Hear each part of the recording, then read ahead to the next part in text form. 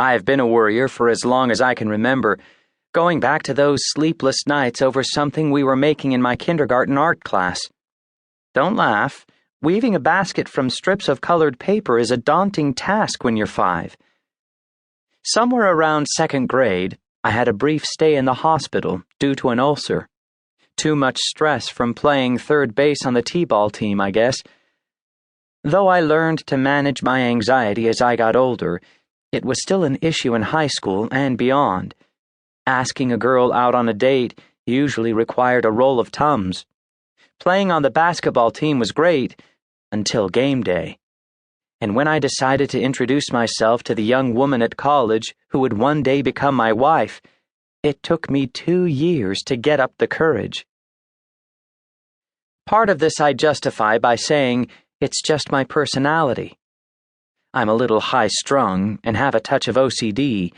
I'm not a nervous Nelly, I'm just a little bit tense. I'm not worried, I'm just concerned. I don't like surprises, so I play out the worst-case scenarios in my mind. That way, I'm prepared, whatever happens.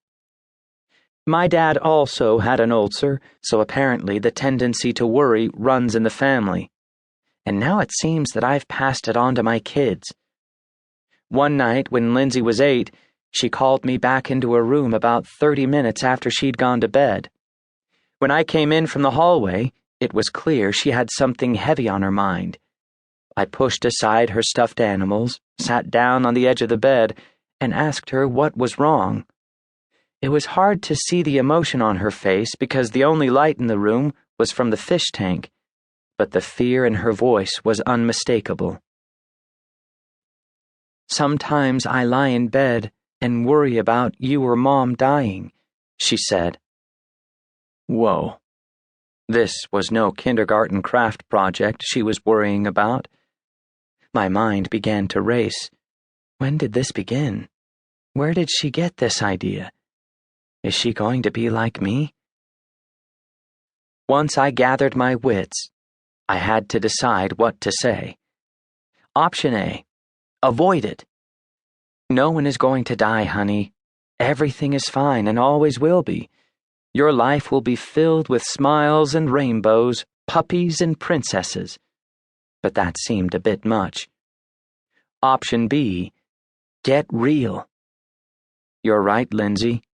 Everyone is going to die someday. I'm going to die. You're going to die. In fact, let me tell you about what I just saw on the news tonight. That seemed like too much as well. Finally, a verse came to mind, something I had memorized years ago in an effort to deal with my own anxiety. I said, "Lindsay, let me teach you a verse. To understand it, we're going to pretend we are fishing. The verse says, 'Cast all your fears into God's mighty hand, because He cares for you.' So let's put all our fears in our hand and pretend we are casting, just as you do when you go fishing with Grandpa." One by one, we put her fears in her hand and cast them into the mighty hands of God. As I left Lindsay's room that night, I had mixed emotions. I felt pleased that the conversation had gone well. It seemed like a win in the Be a Good Parent column.